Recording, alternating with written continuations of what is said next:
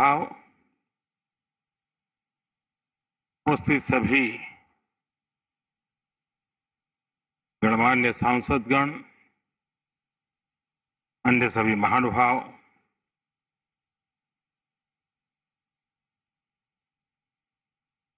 जितना मैं वेंकैया जी को जानता हूं, मुझे नहीं लगता है कि विदाई संभव है।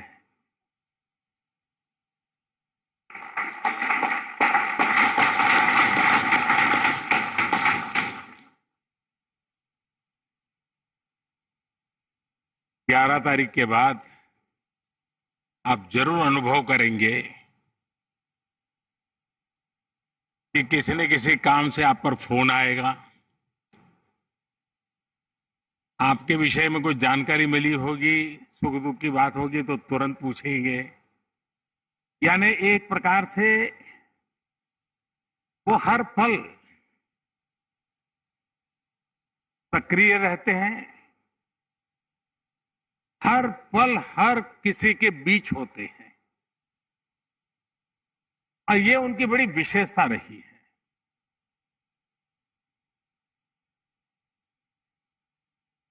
उनके जीवन की भी क्षमता को अगर हम देखें, मैं जब पार्टी संगठन का काम करता था और उस समय अटल जी की सरकार बनी, मंत्री परिषद की रचना हो रही थी,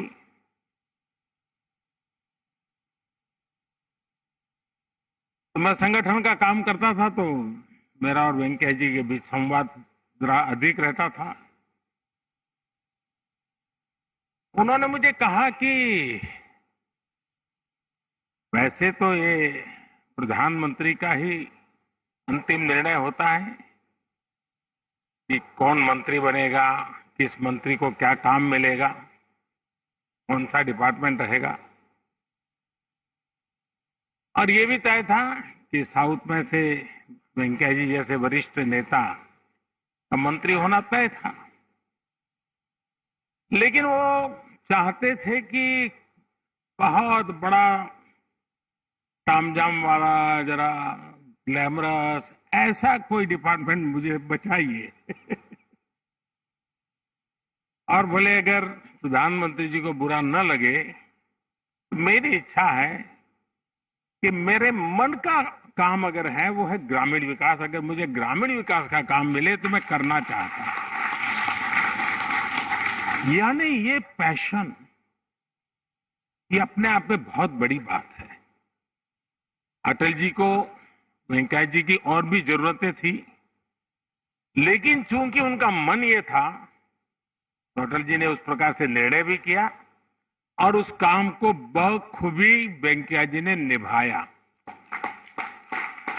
अब और एक विशेषता देखिए, वेंकैया जी शायद एक ऐसे व्यक्ति हैं कि जिन्होंने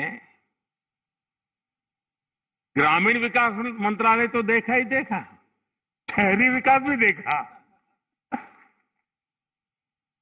यानी एक प्रकार से विकास के जो प्रमुख दोनों पहलू कहें, उसमें उन्होंने अपनी महारत दिखाई। वे पहले ऐसे उपराष्ट्रपति थे, राज्यसभा के पहले सभापति थे, जो राज्यसभा के मेंबर रहे थे। बाकी ये सौभाग्य बहुत कम लोगों को मिला था, शायद अकेले वेंकैया जी को मिला। अब जो स्वयं लंबे समय तक राज्यसभा में रहे हो,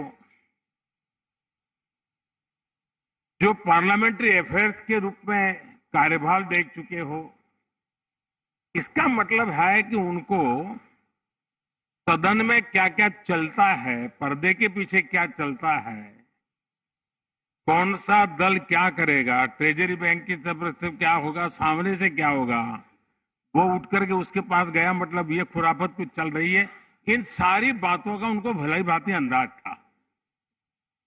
और इसलिए सभापति के रूप में दोनों तरफ उनको पता रहता था कि आज ये करेंगे, और ये उनका जो अनुभव था वो ट्रेजरी बेंच के लिए उपयोगी होता था, तो विपक्ष के मित्रों के लिए परेशानी भी का कारण बनता था कि पता चल जाता था। लेकिन उन्होंने सदन को और अधिक सक्षम बनाना, सांसद का बेस्ट देश को कैसे मिले, ये उसकी चिंता। पार्लियामेंट्री कमिटीज अधिक प्रोडक्टिव हो, आउटकम ओरिएंटेड हो और वैल्यू एडिशन करने वाली हो। शायद वेंकैया जी पहले ऐसे सभापति रहे होंगे जिन्होंने पार्लियामेंट्री कमिटीज के फंक्शन के संबंध में भी इतनी चिंता की होगी और राजी नाराजी व्यक्त करते हुए उसमें सुधार लाने का एक निरंतर प्रयास किया। मैं आशा करता हूं कि आज जब हम वेंकैया जी के कार्यों की सराहना करते हैं तो साथ साथ हम संकल्प भी करें कि सभापति के रूप में एक सांसद के नाते हम लोगों से उनकी जो अपेक्षाएं रही हैं, उन अपेक्षाओं को परिपूर्ण करके सच्चे अर्थ में उनकी सलाह को हम जीवन में यादगार बनाएंगे तो मैं समझता हूं बहुत बड़ी सेवा होगी। वेंकैया जी समय का सर्वाधिक उपयोग कैसे हो उनके व्यक्तिगत जीवन में बहुत यात्रा करना, स्थान स्थान पर खुद जाना, ये उनके पिछले 5 दशक की जिंदगी रही है। लेकिन जब कोरोना काल आया, हम लोग मजाक में एक बार बैठे थे तो बातें चल रही थी। मैंने कहा इस कोरोना के कारण और ये लॉकडाउन के कारण सबसे ज्यादा मुसीबत किसको आएगी? मैंने अपने साथियों को पूछा था। सब लोगों को लगा कि मोदी जी ये क्या पूछ रहे हैं। मैंने कहा कल्पना कीजिए सबसे ज्यादा तकलीफ किसको आएगी? तो कोई जवाब मिला नहीं। मैंने कहा कि इस परिस्थिति की सबसे ज्यादा मुसीबत अगर किसी को आएगी तो वेंकैया नायडू को आएगी, क्योंकि वो इतने दौड़ धूप करने वाले व्यक्ति, उनके लिए एक जगह पे बैठना ये बहुत बड़ा पनिशमेंट का कालखंड था उनके लिए।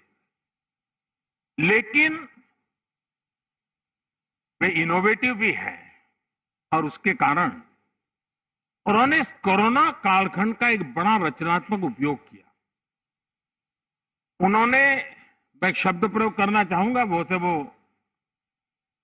विद्वान लोगों की नजर में ठीक होगा कि नहीं मैं नहीं जानता हूं, लेकिन वो टेली यात्रा करते थे।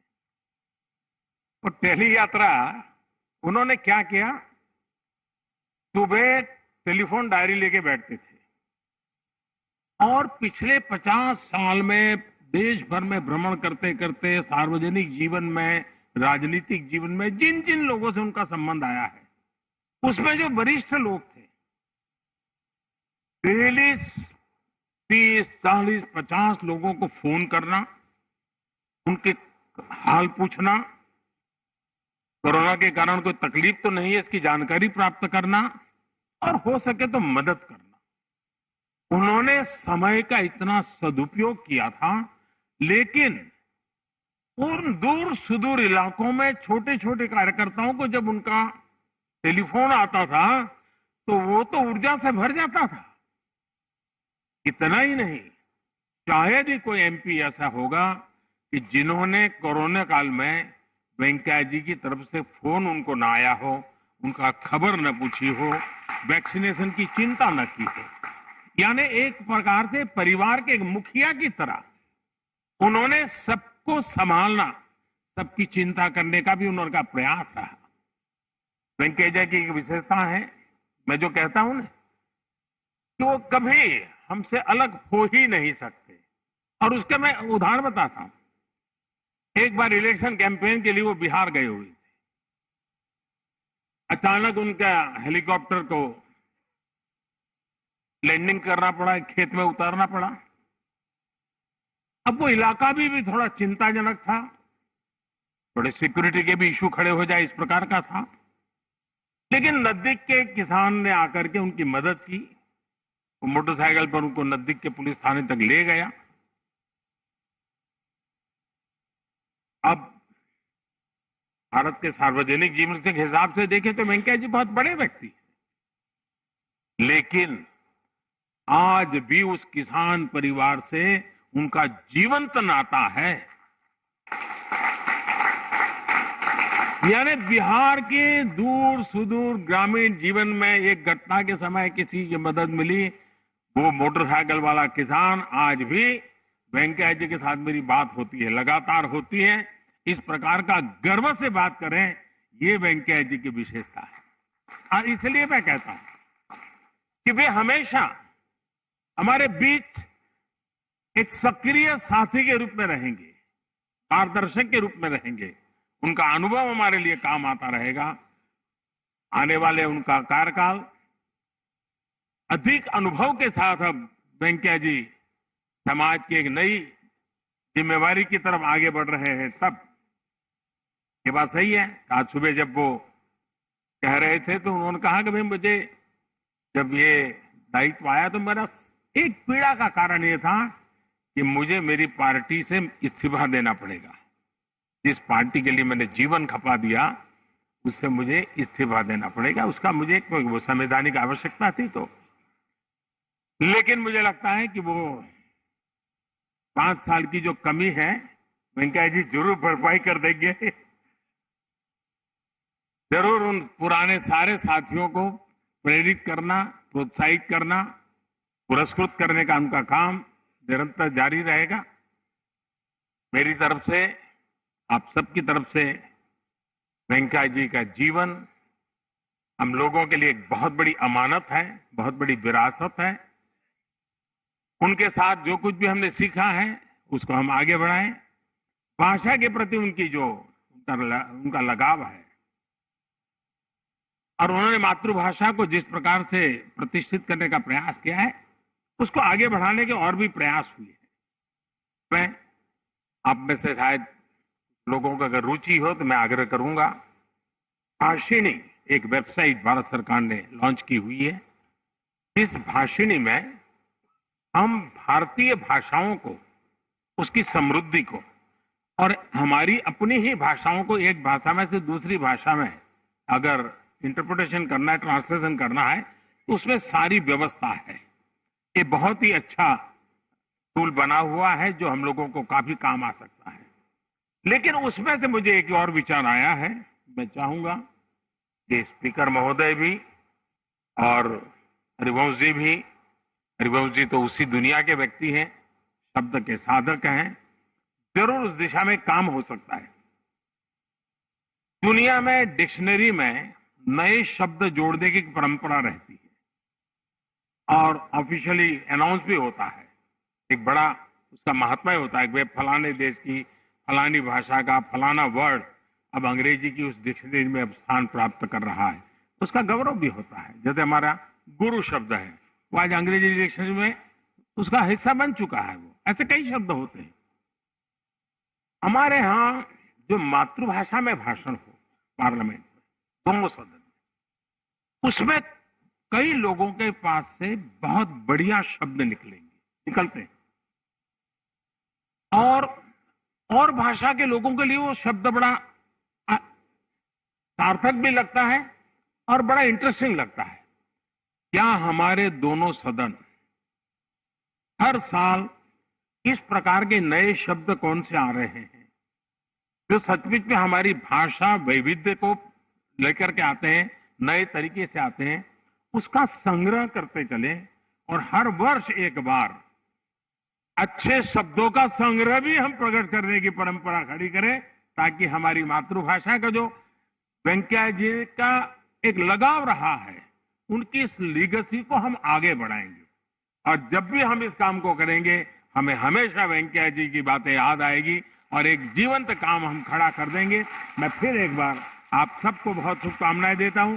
वेंकैया जी को, उनके पूरे परिवार को अनेक अनेक शुभकामनाओं के साथ बहुत बहुत धन्यवाद।